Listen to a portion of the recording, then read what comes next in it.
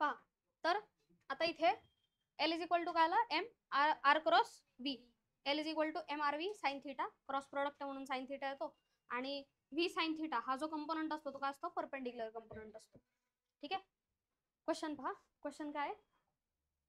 A particle p of mass 2 kg is moving in a straight line with constant speed of 10 meter per second. बरोबर आहे का? As shown.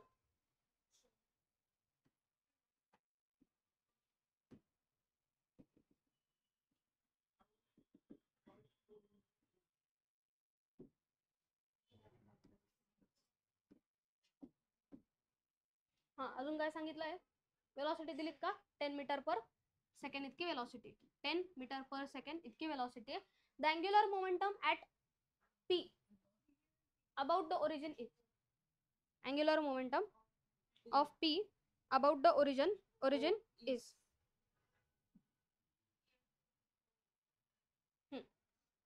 काय सांगितलं होतं? Angular मोमेंटमचा formula काय? m into v cross r cross v.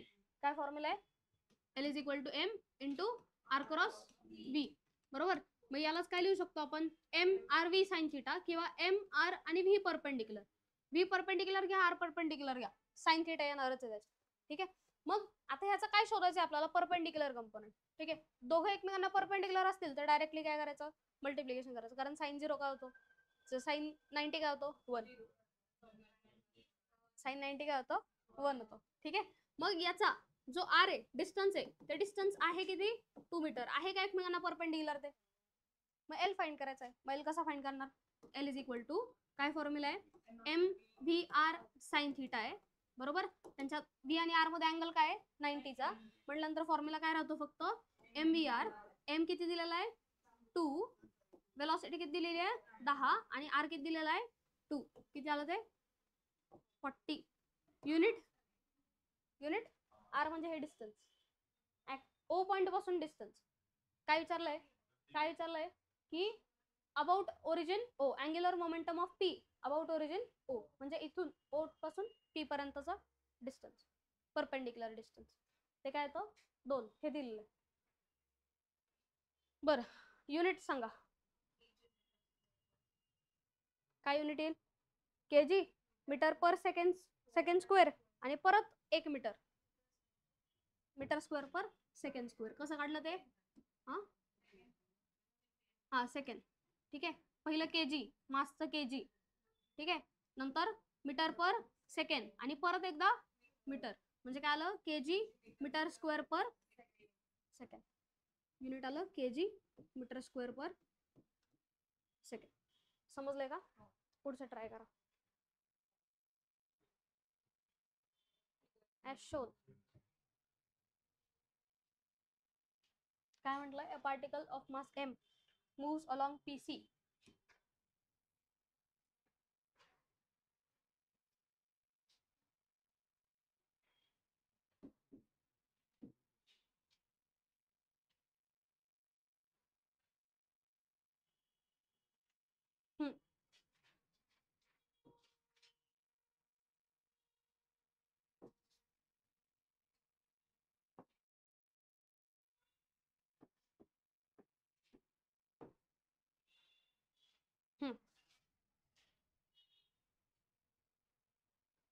एक particle आहे, तो कुठं मूव्ह करतोय? असा पीसी च्या अलॉंग मूव्ह करतोय. ठीक आहे. वेलोसिटी अशी आहे. काय विचारलंय? What will be the angular momentum. Options पहा. ऑप्शन्स आहेत एम व्ही आर, त्यानंतर L is equal to M V L, त्यानंतर L is equal to M V L by 2 आणि L is equal to M V perpendicular R. Option काय असेल? Second वाला option. का बरं सेकंड वाला? कारण ते कसे आहेत एकमेकांना? परपेंडिक्युलर आहे. ठीक आहे. काय शोधायचंय? वेलोसिटी, वेलोसिटीचा कंपोनंट आणि परपेंडिक्युलर कंपोनंट यांचं काय असतं? ते मल्टिप्लिकेशन असतं. ठीक आहे. अबाउट ओरिजिन सांगितलंय. मग ओरिजिन पासून त्या वेलोसिटी पर्यंतचा डिस्टन्स ते काय आहे? एल आहे. म्हणून एम व्ही एल हा फॉर्म्युला आहे. पुढे लाईनचं इक्वेशन माहितीये? एम एक्स प्लस सी लाईनचं इक्वेशन आहे, लक्षात ठेवा. y is equal to M X plus C, where y is सांगा वाय कंपोनंट पुढे X is X component, M काय असतो एम काय असतो स्लोप, आणि सी काय असतो वाय इंटरसेप्ट. काय असतो वाय इंटरसेप्ट. म्हणजे थोडक्यात जर इक्वेशन लिहायचं झालंच तर वाय इंटरसेप्ट काय येतो हा, म्हणजे ज्या पॉइंटला ही जी लाईन आहे ती काय झाली अशी इंटरसेप्ट झाली त्याला काय म्हणणार वाय इंटरसेप्ट. समजलं का वाय इंटरसेप्ट समजलं का. लाईनचं इक्वेशन आहे लिहून घ्या.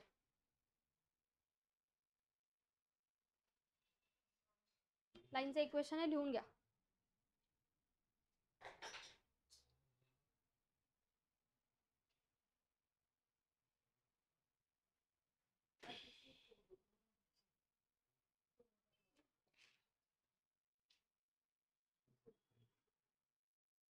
झालं लिहिलं का.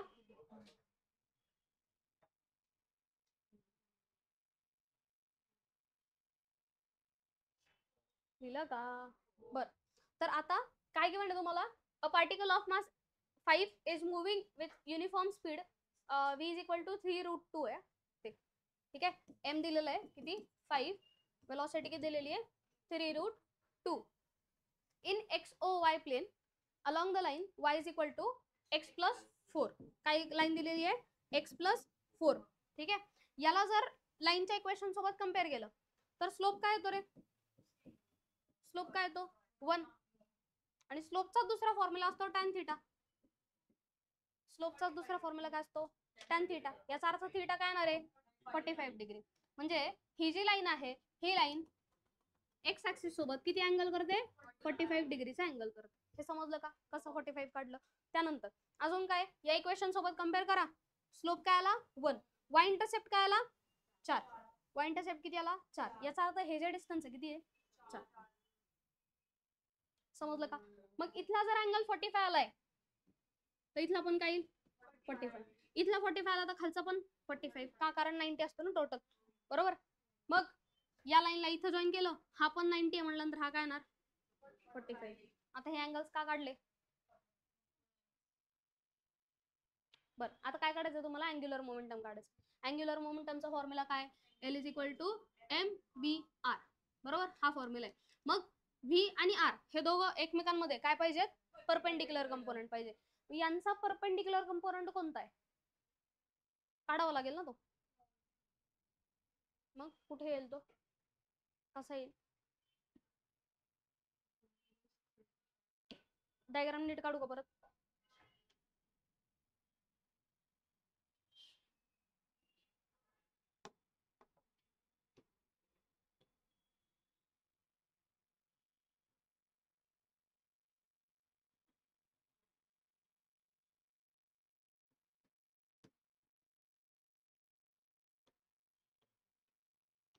वेलोसिटी कशी अशी आहे बरोबर.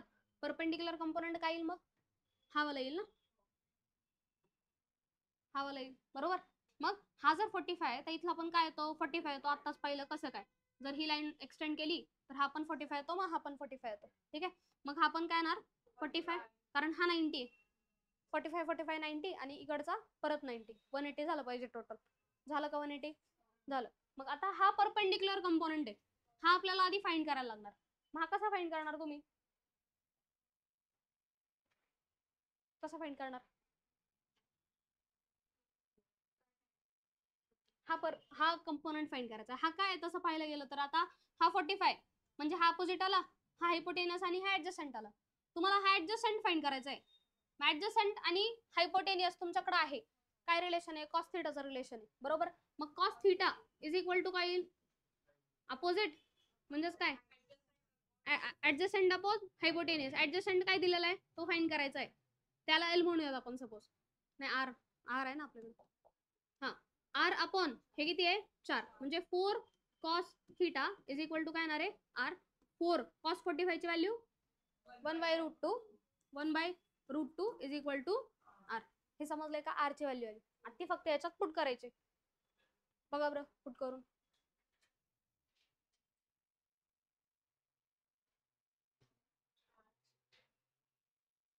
आर आहे तुमच्याकडं, व्ही आहे आणि मास पण आहे. 5 4 12 60 60 आलं का 60? √2 कॅन्सल आउट होतो. V3 √2 आहे. काय आलं equation? L is equal to M. M किती आहे? 5. ठीक आहे. M V किती आहे? 3√2 आणि आत्ताच R काढला तो किती आहे? 4/√2. √2 गेला. 4 3 12 आणि 12 5 60 म्हणजे 60 kg मीटर स्क्वेअर पर सेकंड. हा आला L. आला का सगळ्यांचा? 60 आला का? आला का 60?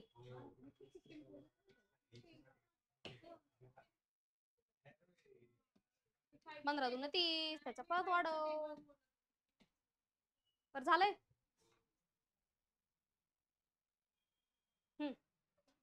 हे आत्ताच सांगितलं मी, बघा बरं करून येत आहे का.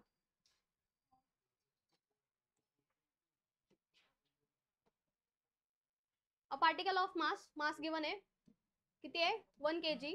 डायमीटर दिले, त्याचा डायमीटर किती आहे? 2 आहे म्हटल्यानंतर रेडियस किती येईल? 1 at a rate of 10 rotations in 31.4 second. ठीक आहे. नंबर ऑफ रोटेशन्स दिलेत किती सेकंदात? 31.4 सेकंदात. ठीक आहे. म्हणजे टाइम दिलेला आहे तुम्हाला, किती दिलाय टाइम? 31.4. नंबर ऑफ रोटेशन्स किती दिलेले आहे? 10. मग अँगल किती होईल रे? अँगल किती होईल?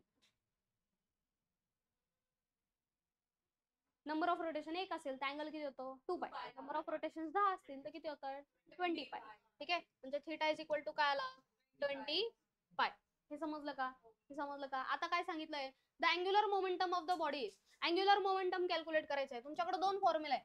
एम व्ही आर हा एक फॉर्म्युला आहे आणि L is equal to I omega हा एक फॉर्म्युला आहे. ठीक आहे. आता इथे आर नाहीये, मास आहे का? मास गिवन आहे, पण आर नाही, आर पण आहे ना, वेलॉसिटी नाहीये. वेलॉसिटी कॅल्क्युलेट करायला लागेल. मग तुम्ही एकतर हा फॉर्म्युला यूज करा किंवा मोमेंट ऑफ इनर्शियाचा करा. ठीक आहे. mr². येऊन तोच फॉर्म्युला येणार आहे. ओमेगा कसा काढणार? बाळांनो 2π/t हा फॉर्म्युला तेव्हाच यूज करतात ज्यावेळी तिथे टाइम पिरियड असतो. हा टाइम पिरियड नाही, हा टाइम आहे. बर, हिंट हिंट. ओमेगाचा फॉर्म्युला काय बरं? ओमेगा म्हणजे काय असतं? Angular velocity. अँग्युलर वेलोसिटीचा फॉर्म्युला काय असतो? Angular displacement upon time. Angular displacement कितीची आहे? 20 पाय ना, बरोबर. आणि टाइम किती आहे?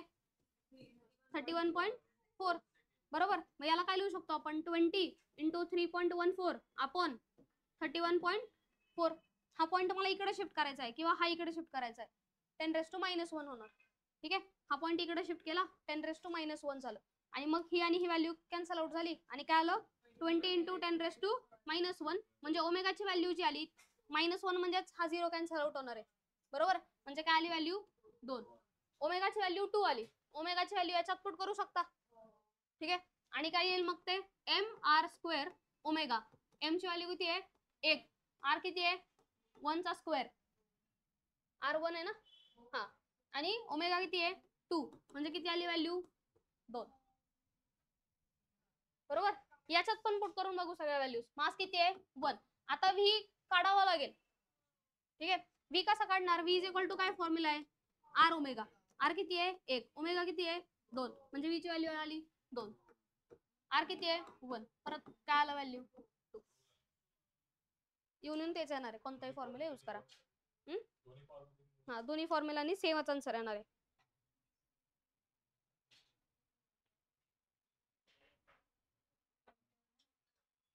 बरं, एररलेस किती बाकी आहे तुमचं? ठीक आहे, ते करायला घ्यायचं आता. झालं? ठीक. पुढे. हा, बर. मंडे ना. आज कोणता वार आहे? फ्रायडे. ठीक. A uniform rod of mass m and length L is rotated about an axis passing through point O as shown.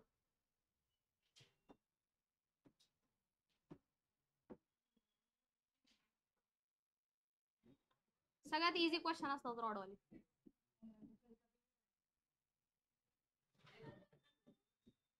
हा काय सांगितलंय, find angular momentum of the rod about the rotational axis. या ऍक्सिसला angular momentum find करायचं आहे. Angular मोमेंटमचा formula काय, i omega, बरोबर. काय फॉर्म्युला आहे, आय ओमेगा. त्याआधी मोमेंट ऑफ इनर्शिया या पॉइंटला माहित पाहिजे.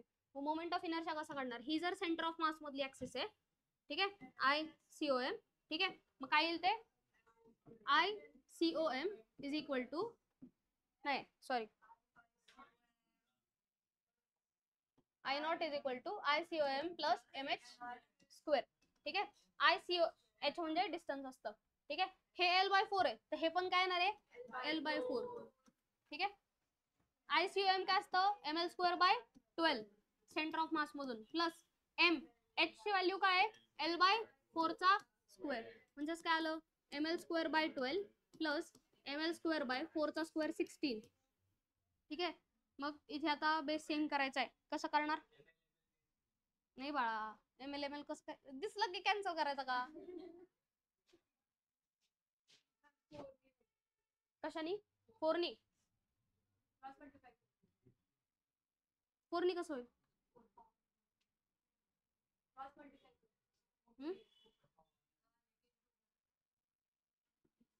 जास्त होईल. 16च्या आणि 12च्या टेबल मध्ये काय कॉमन येतं, नाही रे तसं वाला नाही कॉमन. बरं ठीक आहे, एक काम करायला, एम एल स्क्वेअर बाय 12 ला लिहूयात आपण 4 3 जा, आणि याला लिहूयात एम एल स्क्वेअर बाय, याला लिहूयात 4 4 जा. ठीक आहे, यातून काय कॉमन घेता येईल, M L square by 4 common घेता येईल, यातून पण M N square by 4 common घेता येईल. म्हणजे ब्रॅकेट मध्ये काय राहील, एम एल स्क्वेअर बाय 4 आणि ब्रॅकेट मध्ये काय राहील, 1/3 प्लस 1/4. आता त्यांचा एलसीएम घ्या, 4 प्लस 3 अपॉन 12, 7/12. म्हणजे काय आलं ते, एम एल स्क्वेअर बाय 4 आणि किती आलं, 7/12 झालं. नाहीच करू शकत त्याच्या पुढं, हा मल्टिप्लाय करून हे होतं, बरोबर आहे, मल्टिप्लाय करा, 12 4 जा 48, बरोबर. म्हणजे व्हॅल्यू येईल तुमची 7 एम एल स्क्वेअर बाय 48.